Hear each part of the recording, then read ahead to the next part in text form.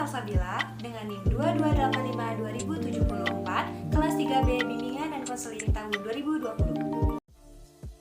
Di sini saya akan menjelaskan materi mengenai anak dengan hambatan motorik atau disebut juga dengan tunadaksa. Ada 5 bahasan pokok yang akan saya sampaikan. Yang pertama yaitu ada pengertian, yang kedua ada jenis dan klasifikasi, yang ketiga ada faktor penyebab, yang keempat ada hambatan dan kebutuhan, dan yang kelima ada layanan pendidikan bagi anak tunadaksa. Materi pertama yang akan saya bahas yaitu mengenai pengertian tunadaksa. Istilah tunadaksa berasal dari kata tuna yang berarti rugi atau kurang dan kata daksa yang berarti tubuh. Sehingga tunadaksa merupakan sebutan halus bagi orang-orang yang memiliki kelainan pada fisiknya, khususnya pada anggota badan, seperti pada kaki, tangan, atau bentuk tubuhnya. Tunadaksa sendiri adalah suatu kondisi di mana terjadi ketidakmampuan anggota tubuh untuk melaksanakan fungsinya yang disebabkan karena adanya kelainan atau kecacatan pada sistem otot, tulang, atau persendian sehingga mengakibatkan gangguan koordinasi, komunikasi, adaptasi, mobilisasi, dan perkembangan keutuhan pribadi. Pokok bahasan yang kedua yaitu ada jenis dan klasifikasi. Menurut AJIS tahun 2015, kelainan yang dikategorikan sebagai tunadaksa diklasifikasikan menjadi 2 jenis. Yang pertama yaitu ada tunadaksa ortopedi, merupakan penyandang tunadaksa yang mengalami kecacatan tertentu pada bagian tulang, otot tubuh, maupun persendian. Terdapat 3 klasifikasi pada jenis ini. Yang pertama ada poliomyelitis, yang kedua ada muscle dystrophy, dan yang terakhir spina bifida.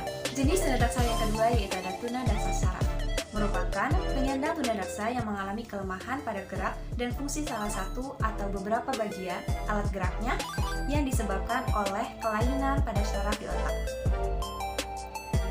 Terdapat klasifikasi jenis ini, yaitu berdasarkan derajat kecatatannya terbagi menjadi beberapa golongan, yaitu ada ringan, sedang, dan juga berat. Sedangkan berdasarkan letak kelainan otak dan fungsi geraknya terbagi menjadi spastik, dyskinesia, ataksia, dan jenis campuran. Materi selanjutnya yaitu faktor penyebab. Menurut Murti, tahun 2014 terdapat beberapa faktor yang menjadi penyebab terjadinya tunadaksa. Antara lain adalah sebagai berikut.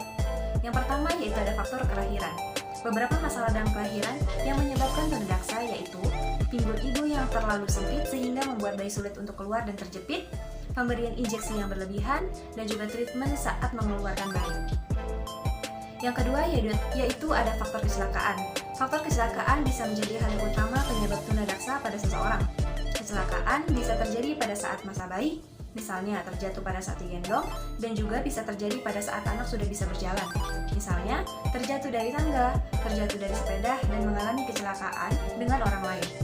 Dan yang terakhir yaitu terkena virus. Tunadaksa juga bisa disebabkan oleh virus yang mungkin menggerogoti tubuhnya, sehingga salah satu atau beberapa organ tubuh menjadi tidak berfungsi. Materi selanjutnya yaitu hambatan yang dialami oleh anak tunadaksa. Ada 5 pokok permasalahan. Yang pertama ada masalah kesulitan belajar. Karena pada anak tunadaksa mengalami kelainan pada otak, sehingga pada fungsi kognitifnya terganggu, khususnya dalam hal persepsi. Yang kedua yaitu masalah sosialisasi anak. Anak tunadaksa mengalami hambatan dalam penyesuaian diri dengan lingkungannya. Hal tersebut biasanya disebabkan karena para tunadaksa diisolasi dan dibina oleh temannya sendiri. Yang ketiga, masalah kepribadian, yaitu kurangnya ketahanan diri, kepercayaan diri, dan mudah untuk tersinggung. Masalah keempat, masalah keterampilan dan pekerjaan. Anak tunadaksa memiliki banyak keterbatasan, namun perlu untuk diberikan kesempatan untuk mengembangkan potensinya melalui keterampilan yang diminatinya. Dan masalah yang terakhir yaitu masalah latihan gerak. Selanjutnya yaitu ada kebutuhan pada anak tunadaksa. Tidak berbeda dengan orang-orang normal lainnya, para penyandang kelainan tentu mempunyai kebutuhan yang sama. Di antaranya yang pertama yaitu kebutuhan fisik atau kesehatan. Sebagaimana halnya orang normal, para penyandang kelainan memerlukan fasilitas yang memungkinkan untuk mereka bergerak sesuai dengan kebutuhannya atau menjalankan kegiatan sehari-hari tanpa harus selalu bergantung pada orang lain. Yang kedua yaitu kebutuhan sosial emosional.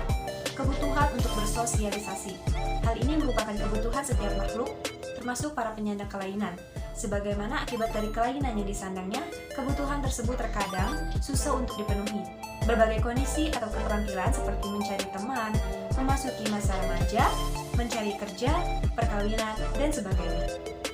Dan yang terakhir yaitu ada kebutuhan pendidikan.